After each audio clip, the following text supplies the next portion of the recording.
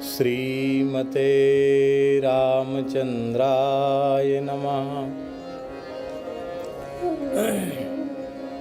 ओम नमः परमहंसास्वादित चरण कमल चिन्मकरंदाय भक्तजनमानस निवासाय श्रीरामचंद्राय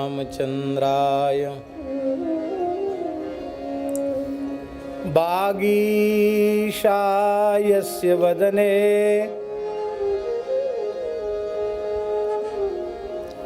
लक्ष्मीर्यस्य च वक्षसि यस्यास्ते हृदये संवित् तं नृसिंहं भजे। विश्वसर्ग विसर्गादि नवलक्षणलक्षितं श्रीकृष्णाख्यं परं धाम जगद्धाम नमामि तत्। प्रहलाद नारद पराशर पुंडरीका व्यासाम्बरीश शुक शौनक भीष्मदाल्भ्यान् रुक्मांगदार्जुन वसिष्ठ विभीषणादीन् पुण्यानिमान् परम भागवतान् नमामि। वाञ्छाकल्पतरुभ्यश्च कृपा सिन्धुभ्य एव च पतितानां पावनेभ्यो वैष्णवेभ्यो नमो नमः। सीतानाथ समारंभां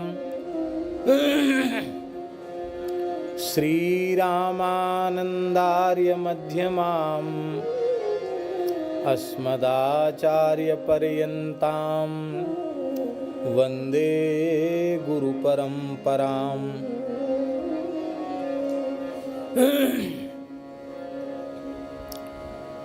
जन्माद्यस्य यतोऽन्वयादितरतश्चार्थेष्वभिज्ञस्वराट् तेने ब्रह्महृदाय आदिकवये मुह्यन्ति यत्सूरयः। तेजो वारिमृदां यथा विनिमयो यत्र त्रिसर्गो मृषा धाम्ना स्वेन सदा निरस्तकुहकं सत्यं परं धीमहि। धर्मः प्रोज्झितकैतवोऽत्र परमो निर्मत्सराणां सतां वेद्यं वास्तवमत्र वस्तु शिवदं तापत्रयोन्मूलनम्। श्रीमद्भागवते महामुनिकृते किं वा परैरीश्वरः सद्यो हृद्यवरुध्यते त्रिकृतिभिः शुश्रूषुभिस्तत्क्षणात्।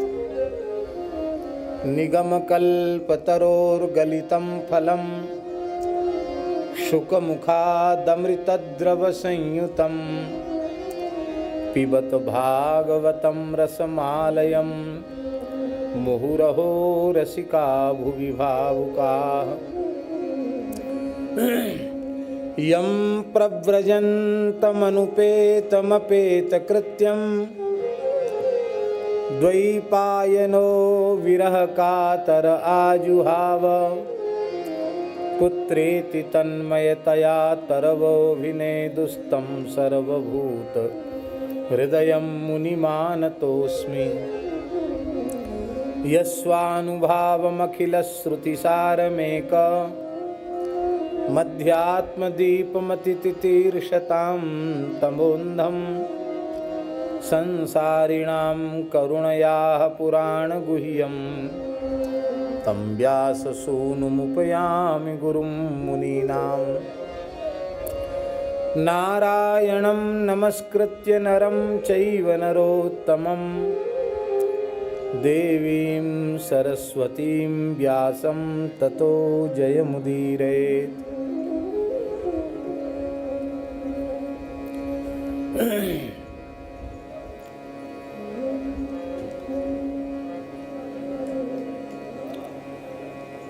भक्त भक्ति भगवंत गुरु चतुर नाम बपुएक, इनके पद वंदन किए नाशे विघ्न अनेक। बंदौ गुरुपद कंज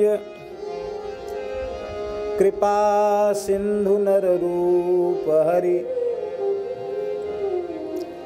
महामोह तम पुंज जासु बचन रवि कर निकर।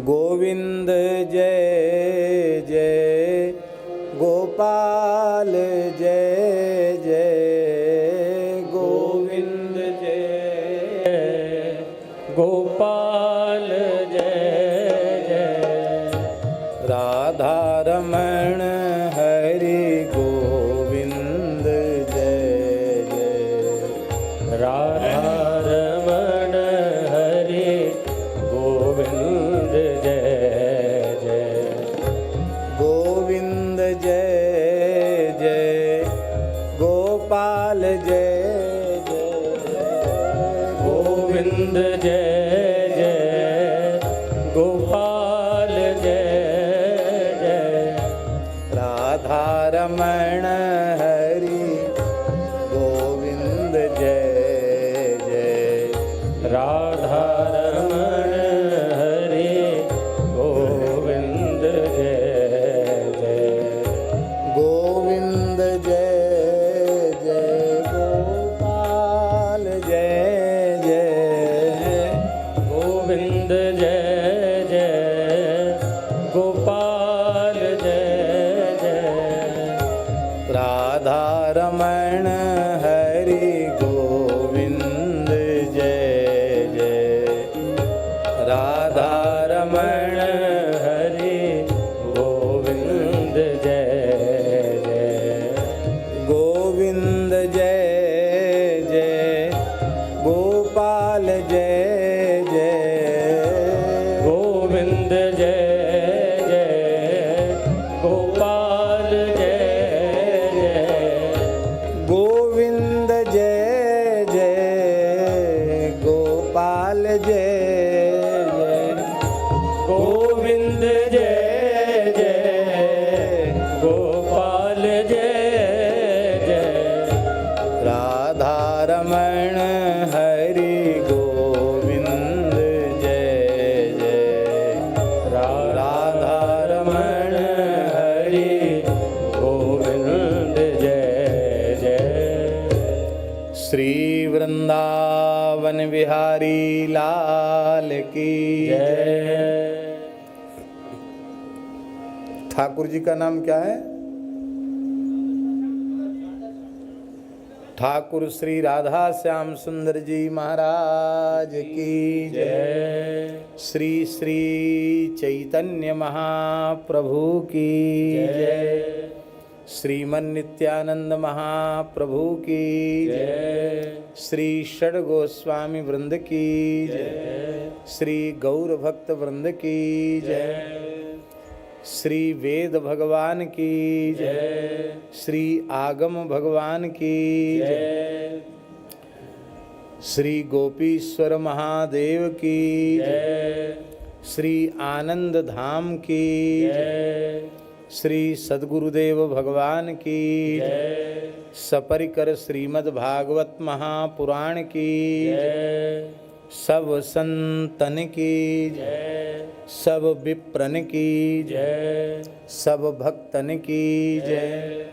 समस्त ब्रजवासीन की जय। जय जय श्री राधे जय जय श्री सीताराम हर हर महादेव निताई गौर हरि बोल। हरिशरणम भक्तवांछा कल्पतरु भक्तवत्सल शरणागत वत्सल भगवान श्री हरि की महती कृपा करुणा से श्री आनंद धाम में ठाकुर श्री राधा श्याम सुंदर जी की, श्रीमन महाप्रभु जी की, वेद भगवान की एवं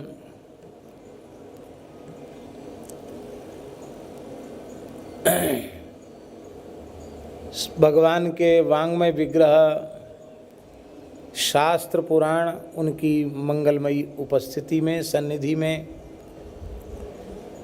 पूज्य संतों की, ब्राह्मणों की मंगलमयी उपस्थिति में हम आप सबको मानव जीवन का सर्वोत्कृष्ट फल सत्संग श्रीमद् भागवत की साप्ताहिक कथा के माध्यम से श्रवण करने का सौभाग्य प्राप्त होने जा रहा है। आज कुछ व्यस्तता के कारण आने में बहुत अधिक विलंब हो गया।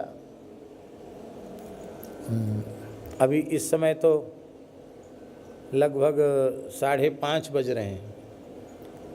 आज प्रथम दिवस है और बाकी दिनों में समय से ही कथा आरंभ हो जाएगी।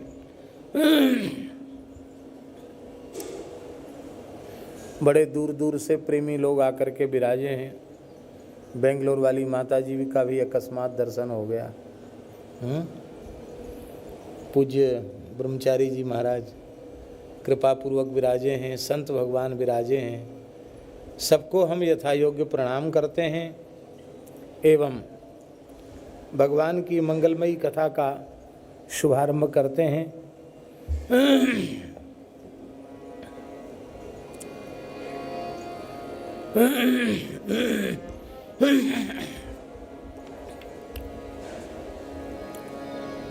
सर्वप्रथम श्रीमद् भागवत के महात्म्य का स्मरण किया गया है। महात्म्य ज्ञान से ही श्रद्धा उत्पन्न होती है, विश्वास दृढ़ होता है और श्रद्धा विश्वास के दृढ़ होने से ही श्रवण का समुचित लाभ प्राप्त होता है। इसीलिए हमारे यहाँ किसी भी ग्रंथ की चर्चा जब हम करते हैं उसके आरंभ में उसके महात्म्य का निरूपण किया जाता है।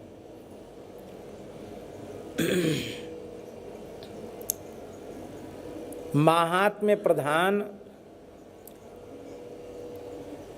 धर्म है, सनातन धर्म। महात्म्य की बहुत चर्चा है। तुलसी का महात्म्य, रुद्राक्ष का महात्म्य, भस्म का महात्म्य, चंदन का महात्म्य, तुलसी पीपल का महात्म्य, गौ का महात्म्य, ब्राह्मण का महात्म्य, वैष्णव का महात्म्य, गुरु का महात्म्य, गंगा यमुना आदि नदियों का महात्म्य, सप्तपुरियों का महात्म्य, सब जगह महात्म्य। कहाँ तक कहें भारतवर्ष का महात्म्य, हम लोगों का महात्म्य। हम लोगों का महात्म्य करते मानव शरीर का महात्म्य। श्रीमद् भागवत के पंचम स्कंद में भारतवर्ष के महात्म्य का वर्णन करते हुए कहा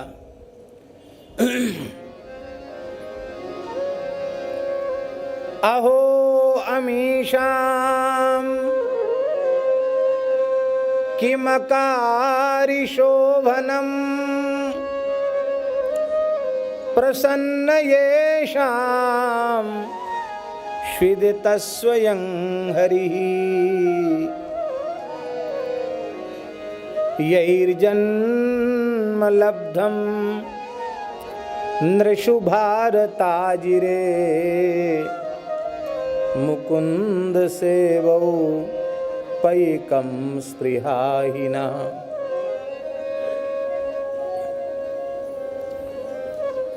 हम लोगों को जब सत्संग करते हुए देवता देखते हैं तो वे कहते अहो अमीशाम किम शोभनम अकारी। इन लोगों ने, इन भारतवर्ष में जन्म लेने वाले मनुष्यों ने ऐसा कौन सा शुभ कर्म किया था जिसके फलस्वरूप इनका इतनी पवित्र भूमि पर जन्म हो गया।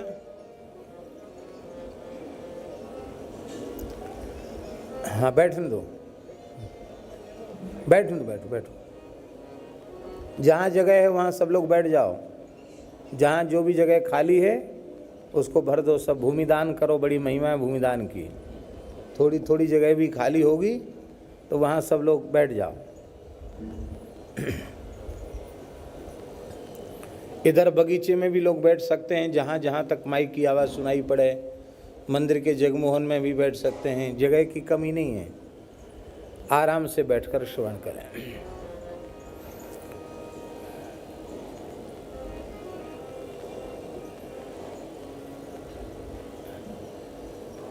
यैर्जन्म लब्धम नृषु भारताजिरे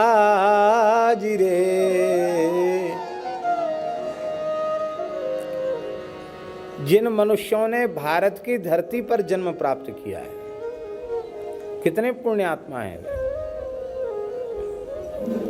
ऐसा कौन सा वैशिष्ट्य है भारतवर्ष की धरती पर जन्म लेने का?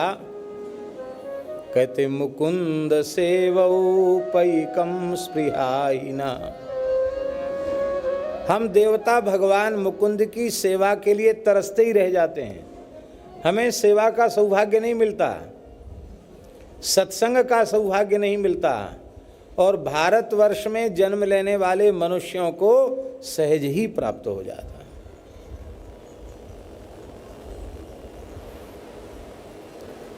इस भूमि की महिमा क्या है? यही यहाँ की महिमा है। इसकी महिमा के आगे स्वर्ग की महिमा भी तिरस्कृत हो रही है। देवता कह रहे हैं न यत्र वैकुंठ कथा सुधापगा न साधवो भागवतास्तदाश्रया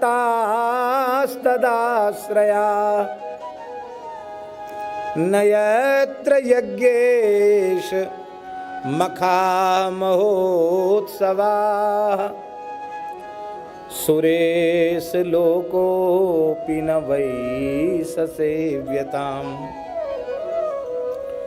जिस वैकुंठ में भगवान की कथा सुधा गंगा प्रवाहित नहीं हो रही है,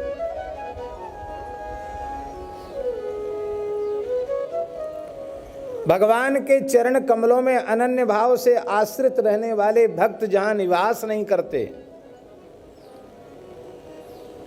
जहां श्री रामनवमी जन्माष्टमी आदि के महोत्सव नहीं होते, श्रीमद् भागवत श्रीमद् रामायण आदि की मंगलमयी कथाएं नहीं होती, भले ही वह इंद्र का ही लोक क्यों न हो, सेवन करने के योग्य। भारतवर्ष की धरती सेवन करने के योग्य है।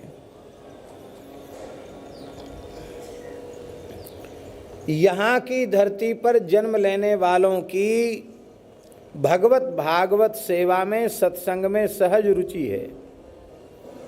अब देखिए, हमारे गोवर्धन क्षेत्र के अभी नवनिर्वाचित ठाकुर श्री मेघश्याम जी कहाँ गए? चले गए क्या? ये बैठे हैं। ये देखने में ही लग रहे हैं ऐसे। ये एमएलए नहीं है, ये तो एक तरह के साधु हैं। ये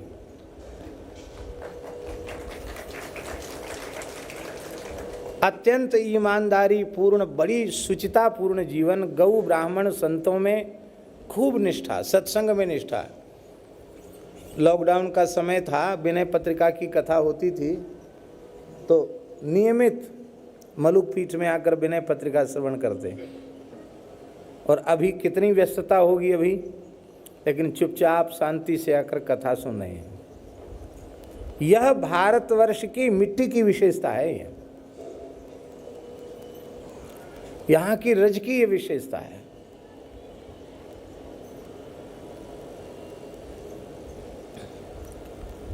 ये संस्कार यहाँ सहज प्राप्त हो जाते हैं। तो हम लोग बड़े भाग्यशाली हैं कि इस पवित्र फाल्गुन मास में होली के पावन पर्व पर श्री चैतन्य महाप्रभु के पावन आविर्भाव के अवसर पर अभी पूर्णिमा को, फाल्गुनी पूर्णिमा को श्रीमन महाप्रभु जी का प्रादुर्भाव दिवस है, श्री गौर हरि की जयंती है। ऐसे पवित्र अवसर पर हम लोगों को आनंद धाम में संतों की सन्निधि में कथा श्रवण का सौभाग्य प्राप्त हो रहा है। तो अधिक विस्तार से हम नहीं कहेंगे, संक्षिप्त स्मरण करते हुए विचार आज हमारा ऐसा है कि भले ही समय ज़्यादा हो गया लेकिन हम प्रथम दिवस की कथा तक पहुंच जाएं, क्योंकि फिर आगे विषय बहुत समय कम रह जाता है। तो श्रीमद् भागवत के दो महात्म्यों का वर्णन है, एक स्कंद पुराणोक्त महात्म्य और दूसरा पद्म पुराणोक्त महात्म्य। स्कंद पुराणोक्त महात्म्य 4 अध्यायों में है और पद्म पुराणोक्त महात्म्य 6 अध्यायों में है। स्कंद पुराणोक्त महात्म्य का सार है कि भगवान श्री कृष्ण के प्रपौत्र श्री वज्रनाभ जी भगवदाज्ञा से ब्रज में आते हैं और राजर्षि परीक्षित के सहयोग से उनको ब्रजमंडल में ब्रजराज पद पर अभिषिक्त किया जाता है। लेकिन यहाँ वे देखते हैं कि ब्रज शून्य है, यहाँ प्रजा का अभाव है। तो यहाँ की प्रजा कहाँ चली गई, यहाँ के लोग कहाँ चले गए।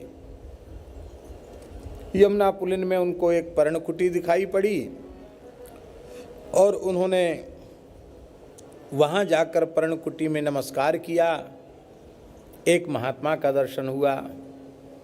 वे महात्मा महर्षि शांडिल्य, ब्रजवासियों के नंद बाबा के कुल पुरोहित, कुल गुरु शांडिल्य जी के चरणों में प्रणाम किया। किसने? राजर्षि परीक्षित ने और वज्रनाभ जी ने। परीक्षित जी चाचा लगते हैं और वज्रनाभ जी भतीजा लगते हैं, नाते में, संबंध में। दोनों ने प्रणाम किया। तो अथोटजम विहायासु शांडिल्य समुपागतः। उटजम विहाय, कुटिया से बाहर निकल करके महर्षि शांडिल्य पधारे। शांडिल्य के चरणों में दोनों ने प्रणाम किया और कहा, महाराज आप ब्रजवासियों के पुरोहित हैं। अरे राजा प्रजा से ही तो होता है, और यहाँ तो कुछ भी नहीं है, केवल जंगल ही जंगल बच गया। यहाँ की प्रजा कहाँ चली गई। तब श्री शांडिल्य महर्षि ने कहा कि हे वज्रनाभ जी, हे परीक्षित जी, पहले ब्रजभूमि के महात्म्य का श्रवण कीजिए। ब्रजभूमि का महात्म्य क्या है? कहते ये ब्रजभूमि, यह ब्रज साक्षात परब्रह्म का स्वरूप है। ब्रजनम व्याप्तिरित्युक्त्वा व्यापनात् ब्रज उच्यते। ब्रजनम एव व्याप्ति, और व्यापकता यही ब्रह्म का लक्षण है। इसलिए व्यापक जो ब्रह्म है वह ब्रह्म ही ब्रज के स्वरूप में है। ये साक्षात ब्रह्ममयी भूमि है। वृंदावन महिमामृत में श्री प्रबोधानंद जी महाराज कहते हैं, वृंदावन की सीमा में, ब्रज की सीमा में मनुष्य नहीं, कोई जंतु प्रवेश कर जाए तो वह सच्चिदानंद घनता को प्राप्त हो जाता है।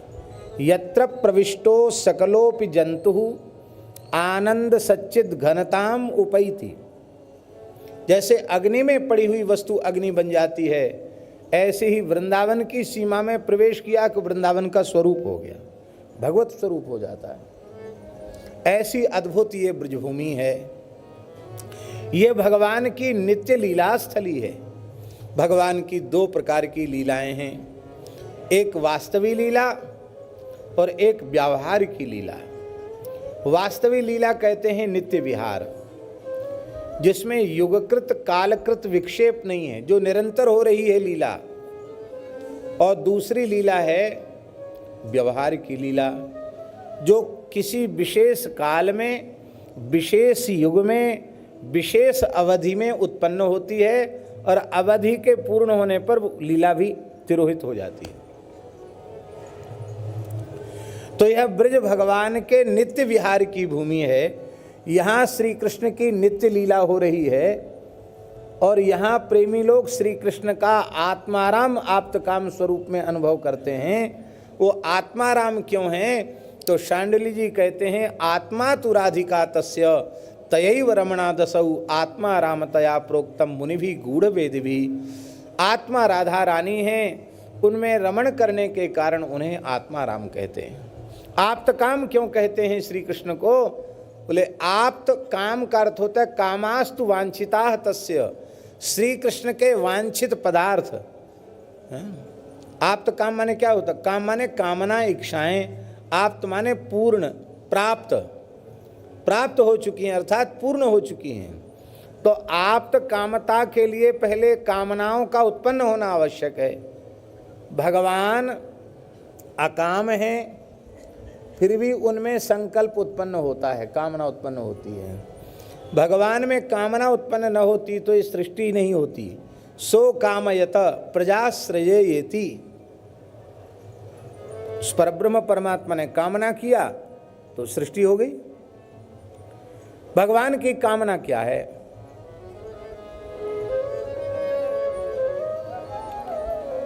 कामास्तु वांछितास्तस्य